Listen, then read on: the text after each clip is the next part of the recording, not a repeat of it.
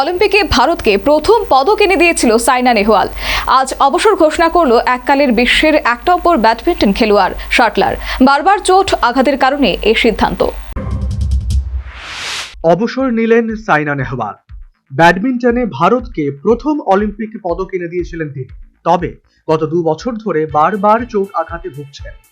শেষ পর্যন্ত সাইনার উপলব্ধি তিনি আর পারছেন না। তাই প্রতিযোগিতামূলক ব্যাডমিন্টন থেকে অবসর ঘোষণা করলেন সাইনা। শেষবার তাকে কোর্টে দেখা গিয়েছিল 2023 সালের সিঙ্গাপুর ওপেনে।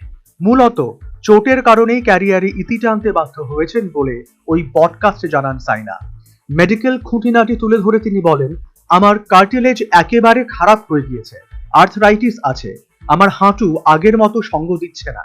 বিশ্বের সেরা হতে গেলে অন্তত 8 থেকে 9 ঘন্টা অনুশীলন করতে হয়, আমি সেখানে 2 ঘন্টাতেই থেমে যেতাম।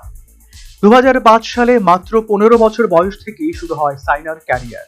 দীর্ঘদিন ধরে ভারতীয় ব্যাডমিন্টনের রানীর শিরোপা ছিল তাঁরই মাথায়। 2010 সালে কমনওয়েলথ গেমসে সোনা জেতেন Saina.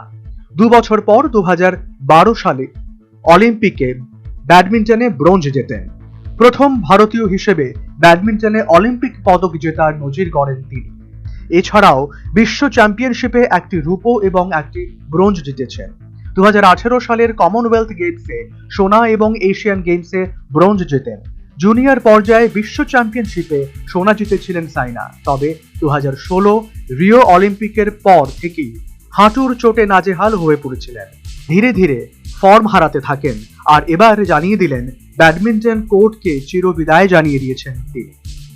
Bureau report, news vanguard. A plus B, the whole square equals A square, B square, 2AB, time's up. 5 more minutes left. I've got so much time and peace of mind. Life's feeling fine.